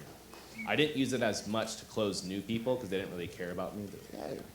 No, we're good, But it was really effective for people that already gave me their credit card and they were just considering flatware next time, considering cookware next time, considering multiple sets for family programs for their kids. That's where it became a huge deal. And the best part is those people check in on you. When they get your marketing for the rest of the year, a text message, a happy holiday email, they're like, hey, how close are you to $1 million? Hey, did you hit $1 million? And to be able to share your picture of hitting $1 million, or they want to see your watch, because I talked about the watch big time. I had a picture of this on my phone, and I would share it to customers. I just was real with them, guys, I'm gonna win this watch too. Really, you gonna get that watch? We gotta help you get that. And so it was so cool. I probably sent this picture on my hand to probably 20 plus customers just personally that wanted to see if I hit it. And so that's the celebration that you can have with them just from that one moment of sharing your goal with them. So Amazing. Amazing. Do we like that? All right. So be on the lookout. Hell of a talk you gave. So I have 2 more quick targeted questions, and then we will open this up to the group for some Q&A. By the way, I have 15 more questions I want to ask. I'll refrain, though. But I do want to ask, I want to go ahead and hit Bert. I had the pleasure of speaking to North Star on one of their calls earlier this year. And I think most of us who have worked with Bert or spent time around him would agree. I think Bert is one of the best in the business when it comes to selling cookware. Yes or yes? By the way, the stats bear that out. I think Bert is also one of the best in the business at selling flatware. Yes or yes? Let's try that again. Yes or yes? Some of y'all just don't know how good his flatware game is. You should coach with Bert. But on that call, I had pulled stats for the State Fair of Texas team, and I said, as good as Bert is, I said, what is y'all's best guess? What percentage of his sales do you think are actually cookware? Or what percentage of his sales do you think are actually flatware? Now, don't get me wrong. We all should be upping our game on cookware, flatware, and things like that. But at the end of the day, the name of our company, as much as we talk about Cutco Kitchens and things like that, the name of our company is Cutco. Most people, when they walk up to the booth, what are they walking up to the booth to look at? Cutlery, knives. And so I shared this that, Bert is one of the best that we have when it comes to selling flatware, cookware, things like that. But those other packages last year accounted for 10% of your sales. So for as good as he is, and he's better than almost any of us, that accounted for about 10% of his year. So what was the other 90%? Oh, knives. Okay. So don't get me wrong, this does not put any of us off the hook to get great at these other packages and programs. Because if you want to sell kitchens like these guys do, you have to get great. You got to be able to do flatware like Luciano. You got to be able to do cookware like Seth Kinzer. Like, you have to get great at these other programs. But at the end of the day, the knives are still like the driving product line. What are most of our business gift sales? Knives. What is family program? Knives, by and large. So, I am personally of the opinion that multi-set orders are like the next nut to crack. And call it family program. Curtis has brought this to the field so expertly, and it's been a big focus of mine. But multi-set orders, I won't use the mic to vamp for myself, but it's been a big focus for me with both business gifts and residential customers to try and get multi-set orders. And the first time you get an order for 2 ultimate sets or 3 signature sets or things like that, it's a game changer. So Bert, I just wanted to ask, do you have any thoughts on how to position, talk, or even upsell into multi-set orders that you can share in a minute or two? Do a minute, absolutely. You're welcome. Yeah, so I think multi-set orders happen through family program, like they just do, and I think it's really important to get your customer tied into, just like, again, what Brandon said last time was perfect. It's like most people don't really have the capacity to think about, they've never thought about spending $1,000 on a gift before, or they never even spent $500 on a gift before. So it's about how you frame it. And I'm really big into like tying them into a pain point of them not really understanding before the conversation. And by the end of the conversation, I want them to kind of have clear eyes where they're like, oh, this actually completely makes sense and I want to do this. So something that I do is, first off, I'll give Curtis the credit on this. It's like, and it's still a habit I'm trying to build actually, which is asking every customer how many, right? That's such a small thing that like, cool, how many? And we kind of joke about it. It's like, how many? Like, 1, duh. It's like, oh, no worries. Just so you know, like some people, because of the deals that we do have exclusively here at the fair, they'll take advantage of getting it for their cabin, because usually they bring their crappy knives they already have from their house up to the cabin, and then they hate their knives eventually. So you just get better discounts when you bundle another additional knife set to the knife set you're already getting. And that's a super easy one that all of you guys can do. Just have the confidence to say that. But one thing that I do specifically within the family program is I say, just so you know, Mrs. Jones, I'm 31. All of my buddies know I sell Cutco knives, and not a single one of them have purchased Cutco from me because they don't think that they need them. However, I want you to go back in time really quick. Imagine if you were 25 or 30 years old and you were gifted a set of Cutco that you used every single day, that you never had to replace, and was guaranteed forever, that then you could also pass down to your kids. Right, so the gift of Cutco is one of the most powerful gifts that you can give on earth, because it's the most practical and useful, and it's guaranteed. So since you're here, Mrs. Jones, since you're already getting this homemaker for yourself, have you ever, or would you ever consider maybe being open to doing something like this for your kids? And just so you know, it does not have to be the set you're getting. We have different options as well for every price point. But is that something I can show you while I have you? And you'd be surprised how many people be like, oh my God, that would actually been a really cool gift to get, actually. Here I am, 60 years old, thinking about a knife set that I'm finally buying because I've been putting it off for the last 30 years. Man, that actually would be a really cool gift, because you're right, my kids probably won't go out and buy it because they don't think they need it. And you just have to pop that fear bubble. Once you pop that fear bubble, all of a sudden your customers are like, actually, that actually is really smart. It's like what Brandon said yesterday. It's like, even when they say, I'd never do that, it's having the confidence to say, that's what everybody says, but this is why people still do it. Right? That's hopefully 2 minutes. That's amazing. Did y'all like that? Nugget! All right. So, guys, for the last of my questions, and then I promise I'll let you ask 1 or 2, mostly just Carlton. So here's the hardest part. Y'all understand we brought these people up here because of the feat and accomplishment of having $1 million sales year. That's amazing. But what makes every one of these people significant is not that they sold $1 million, it's who they become as a professional and as a person that led to the results of $1 million sales year. It's the deep well they become that make it so impressive. But one of the hardest things is when you're putting yourself out there for your first $300,000 a year, $500, $600, $800, $1 million year. You know, it's easy to set those big goals, and it's easy to sometimes call your shot without respecting what that's going to look like. But there's a quote, if y'all are familiar, and I know I'll say his last name wrong. I've always said Dean Karnassus, and I know that's incorrect, but I've said it too long. It's the ultra marathon man. Guy did 50 marathons in 50 states in 50 days. Great guy. I know I'm saying the name wrong, so y'all can all correct me later. But there's a quote, and I've used this a million times. Like, I have his book. It's just written up. It's earmarked. It's crazy. And it says, most dreams die a slow death. They're conceived in a moment of passion with the prospect of endless possibilities, but they often languish and they're not pursued with the same heartfelt intensity as when they were first born. Slowly, subtly, a dream becomes elusive and ethereal. People who have lost their own dreams become pessimists and they become cynics. They feel like the time and devotion they spent chasing their dreams was wasted. The emotional scars can last forever. Has anyone ever put yourself out, chased a big goal, got so off track and off pace, you just couldn't get out of your own way, you couldn't get out of your own head, and it became a very frustrating, a very negative, a very challenging experience in your life? So I had the pleasure of getting to work with Chelsea quite a bit, and I've watched her chase big goals and big dreams, and I've watched her both succeed and fail in chasing them. So I wanted to ask Chelsea, how do you handle that feeling of being off track, of feeling like you had this great moment and you put yourself out there and you told everybody, and now they're all watching you, and you feel exposed and seen, and it's hard. And how do you deal with that? You said exposed and seen. That's funny. I'm gonna go cut my bangs. Anyway, I think I'll just give you guys a story, an example. And this has happened many times in the business, but this is the one that sticks out to me from the $1 Million Year.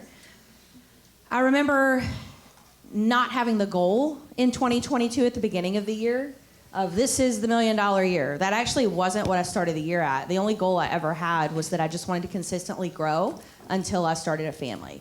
Because there was no reason that I shouldn't consistently grow until I had something else that was a priority, like more than, creating and building and dreaming and all of that. And I think about July when we got back in Germany and I was with Sean Henry, and everything just went right. Everything went right, and I realized in July that, oh my gosh, I only have to sell 400 in the fall, and I could actually sell 1 million. So I stood on stage at SC2 in front of 200 people, and I just told everyone, okay, I'm going to go for it. This is my goal. It was not the goal at the beginning of the year, but this is the goal. Having complete confidence in that moment of, I'm on pace, I can do this, I have confidence in myself, and I set that goal and I put it out there. And then August sucked. It was really hard. I had not had an August that bad the previous 3 years. And I'm like, oh shoot. I've told everyone that this is my goal. My customers, all of my coworkers, everyone knows now I'm exposed.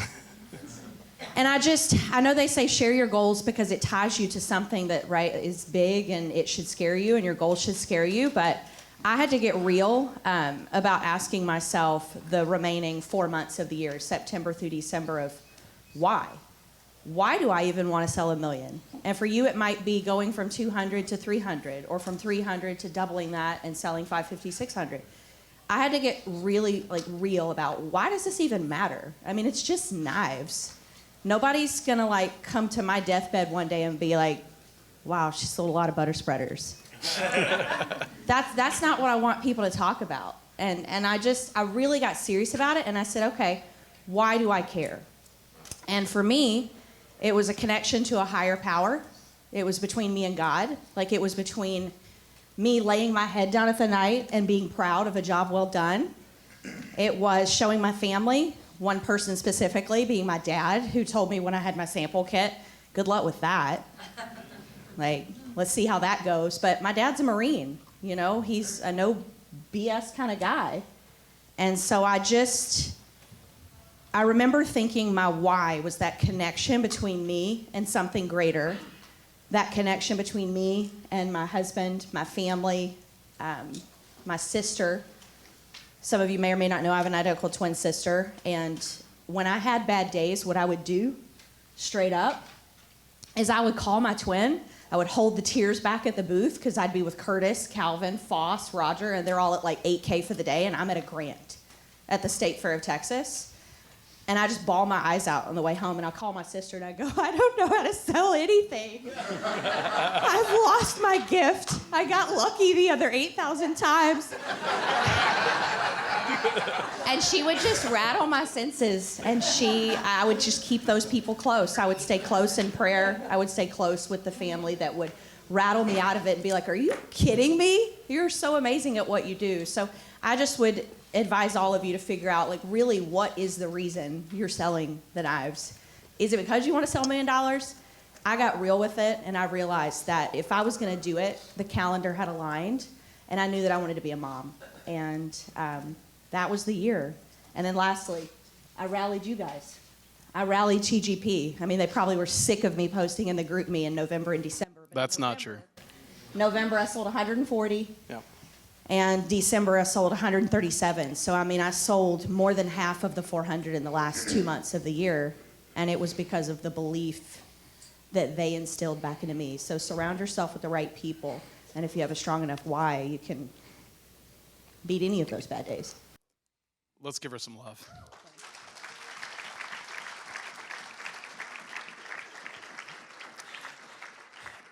If there's anything good and special about the TGP events team, it's not the events team, it's the TGP tribe. And they know the difference. We always talk about our tribe is so much more than people who work in the booth with us. Our tribe is Amy Muller, it's Miriam Carter, it's Curtis J. Hughes. It's all the people that maybe they're not with us year round, but they're with us. They're part of our team, they're part of our family, and they're in our heart. And the most distracted, every year we do a strategic planning meeting with our DVMs, with Josh, with myself, with Calvin, with Rob. It is a big deal. We've had Dave Bush there. It's massive. And there has never been a more distracting thing hanging over than all of us like watching our phones waiting to see when Chelsea was going to hit it. And like we were toasting, like I got blitzed on positivity and diet soda, celebrating her hitting $1 million when I was hundreds of miles away. We were never sick of it, and I will always be here to celebrate your wins. Good. We all did, for the record. I think that's the night I broke one of the Muller's Waterford crystal glasses. So that was a really good night. That's how good that night was. And then I bought them a pair as a replacement, and I bought the wrong glasses. So I'm a terrible house guest, is what you should all take away from this. So here's what we're going to do. For our last 20 minutes or so, we're going to open it up. We're going to ask some questions. I'm going to start with Carlton, so you can all put your hands down. We're not going to do a mic run. We're not doing any of that stuff. You're going to ask a question. I'll repeat it for the purpose of the recording or for everyone to hear it, and then we'll direct it to the crowd, and we'll see how many we get through. Carlton, what's your question, sir? You know, you're right here. I'm going to give you the mic. So it might have been the Gifting Summit where John Rulin was talking about this book, Unreasonable Hospitality. And there's kind of this interesting through line that I've personally see. I've only not been in the booth with one of you that's sitting here. And I think a lot about the connections that you guys specifically have built. And even through Matt Graves' stories, I haven't been with him yet in the booth, but I know how his customers feel about him just through some of the stories I've heard. So it seems like connections with customers create open-mindedness to create larger orders. And there's a quote from that book that says, service is black and white, hospitality is color. So there's certain things, and I know and I really, really want Josh to answer this, because 750,000 last year in past customers is different. And I know there's certain things that he's done that I personally know, but I want to see how he approaches the answer to this coming off of 2023.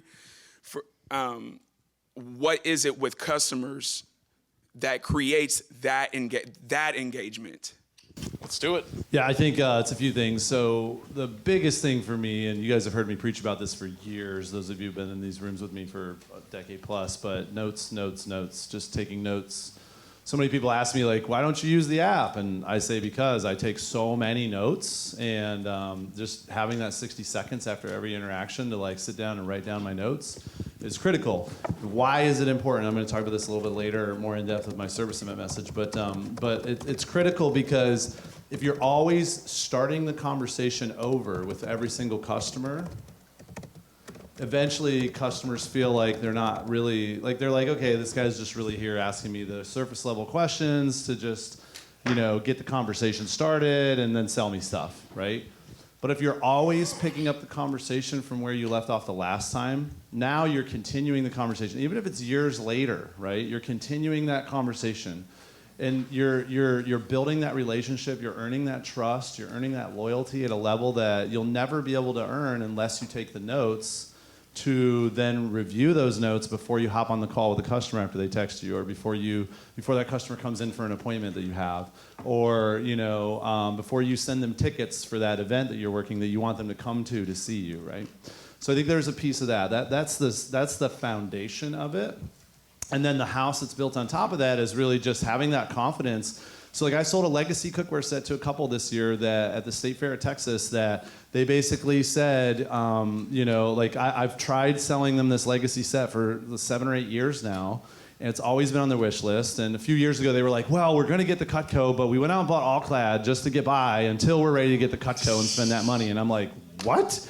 Right? And so this year, it was just one of those things where it was like this year they showed up on the last day of the fair, and they're tied into the $1 million goal because all of my marketing is promoting my goal. And they're good friends. I've known them for years now. I've watched their kids grow up. I've watched them have grandkids. They've gotten congratulations cards when those grandkids were born. They got congratulations cards when their kids graduated high school, went to college. They got a congratulations card when he got a new job, like just all these things, right? And so they show up at the booth and I'm like, hey, so are we doing the cookware this year? And they're like, well, they start doing their thing. And I shared my goal and I talked about how, Amy was like, hey, you've been working really hard the last few years. Will you hurry the hell up and sell the $1 million? And I was like, I know what that means. Basically, this is my last year going for it. If I don't hit it, I'm done. And they're like, oh, we totally get that, because he was on the road for his whole career. And so they walked around, they came back, they're like, we're going to get it, but you tell Amy that this is for her. And I was like, hell yeah, So it's like, but it's understanding that like, it's all about building that relationship, right? And hospitality, I think, is doing the things, like in the context that Carlton's posing it right now, the hospitality, I think, is the extra things you do above and beyond. The little things that you do that no one else does and that make you stand out.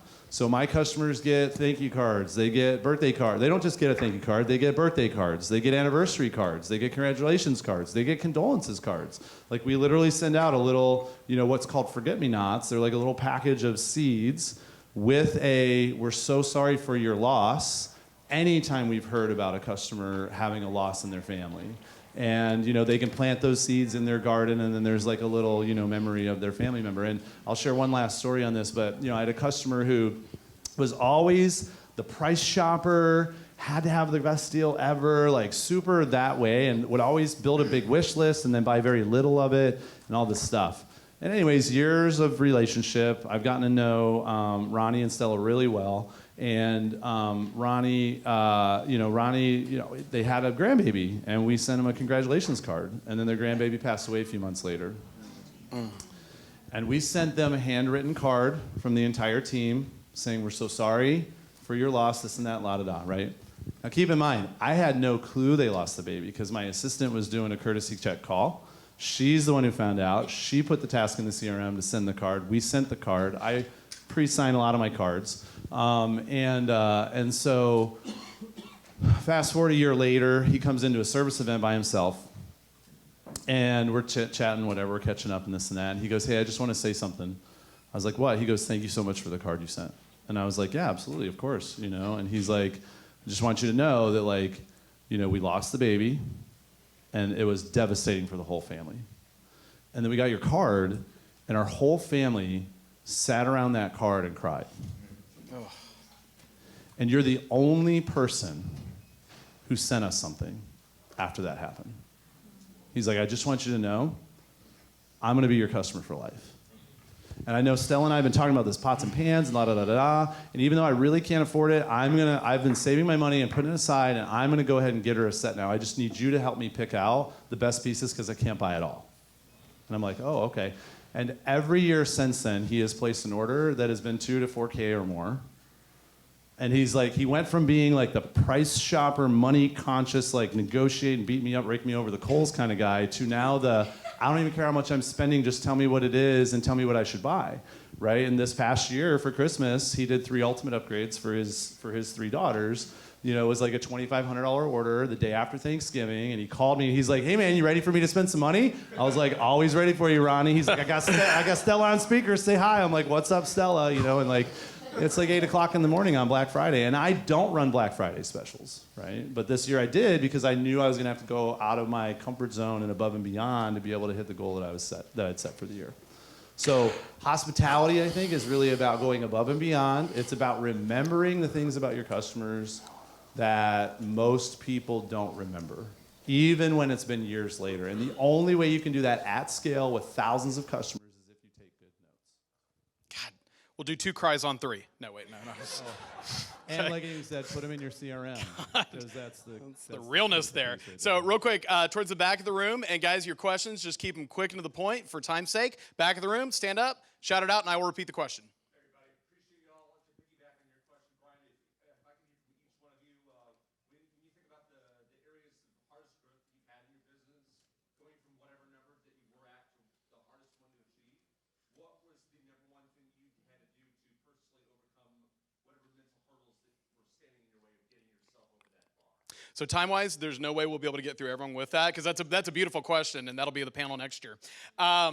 But I would love to ask, I would love to just open this up to any of y'all if y'all do want to share. I think like being able to confront those challenges head on, a lot of that comes back to what Chelsea shared with knowing your coping strategies, knowing yourself, being self-aware, like knowing where you are and how to overcome. So do any of y'all want to volunteer just to be able to sort of share a thought or two on that? Curtis, I saw you, and I think I saw Brandon or Matt, but I don't know.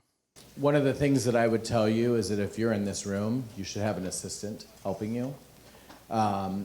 Let's all just write that down. This is something that I learned from Josh and people that are up here, is that I did everything on my own until I hit the 700K mark, and it was exhausting, it was overwhelming, and I hated life, but I kept doing it because I was like, it's not good enough. And then Josh was like, dude, you need an assistant. Like, you're gonna kill yourself doing this. And the thing is, then I got an assistant, and then I'm like, oh, this is nice, right? We all are good at one thing, and that's selling Cutco. There's a lot of things that we're bad at. One is me, emails. Don't even send me an email. Josh knows this. You ain't gonna get anything back, right? So the thing is, yes, so it is a black hole. That's why now Sydney does it, you know? So what I'm telling you is that when you're facing these challenges, it's because you need to put someone in that place to take care of things that you know you're not doing, okay?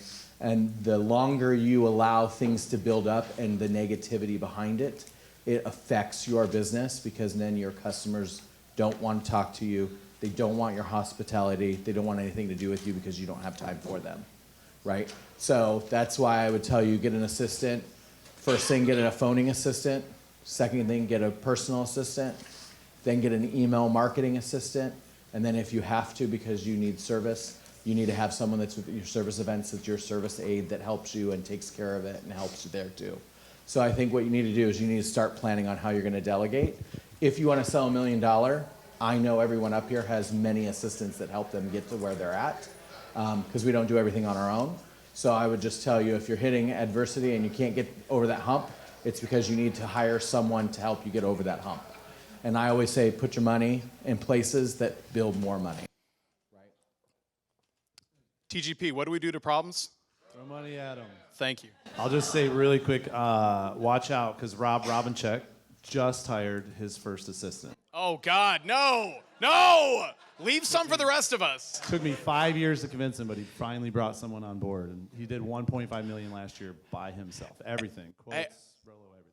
I would love to hear just any of our Western region brothers. Do y'all have any thoughts on just coping strategies and just kind of working your way through those challenges of growth? Absolutely. So for me, it's a strong circle of influence. That's my number one. Like, you got to have people that you talk to on a daily, weekly basis to hold you accountable, to share your feelings with, of like what went well, what went wrong, but also people that are like willing to challenge you when you feel like you're doing good. And so I think that's kind of like what my greatest strength is. I have a really good, strong circle of influence that I talk to religiously, and this is one of the guys, right? But like, sometimes you do get in your own head, and you need to have conversations outside of your own head to really help you get back on your feet and get clear about what you need to do. And obviously, the accountability is what helps the most. If you need a good mentor, that's like another good way to like get over the hump. because sometimes you need that extra push, you need that extra motivation, inspiration, but that's kind of like what allows us to get past our own limits, is having someone else call us out on our bullshit and tell us what we really need to do that we're not doing, that we're afraid to admit that we're not doing. And so I think that's where the strong circle of influence, the mentorship comes in handy. Oh, I got to call a business gift lead. But so for me, that's like the biggest thing, and that's why I was telling everybody, when you make a business plan, share it with your circle of influence, your family, your DVM, your RM, because those are the people that you want to be on your team to really hold you accountable and have conversations with you about the plan that you committed to in the first place. So they keep you in check throughout the year. So, guys, time-wise, as you can hear out there, we're quickly running out of time. I do want to say strategically, this panel and this talk was placed where it was for a reason. Who here has some questions that they want to be able to ask these beautiful souls here? Well, guess what we have coming up later? Roundtables. The point of this was to stimulate your thought. The point of this was to pick the brains of champions. It was never, hang on, don't pack up yet. That's rude, okay? The point of this was never that we were going to cover all the ground, because we couldn't possibly. But the point was rather to get the chance to be in the presence of some champions, to learn from them, and to grow. I will say, though, when I think if this is a panel for another time, I would be so interested in unpacking the ways that all of these people invest in their businesses financially. And it's a joke in TGP, like, what do we do to problems? We throw money at them. I'm of the opinion that a shocking number of your problems in your business go away for $80, and a shockingly larger percent go away for $348. Like, a lot of y'all are a galley set away from a significant issue in your business disappearing, just for the record, and not being afraid to invest. My question with Vast Action 9 times out of 10, when they'll say something, is not, what does it cost? It's like, well, what should we do, or why should we do it? Like, the cost is negligible. Just show me why we should, and then we're good to go. But I guarantee you, through assistance, through marketing, through professional services, these guys are investing, because to run $1 million business, no one does it alone.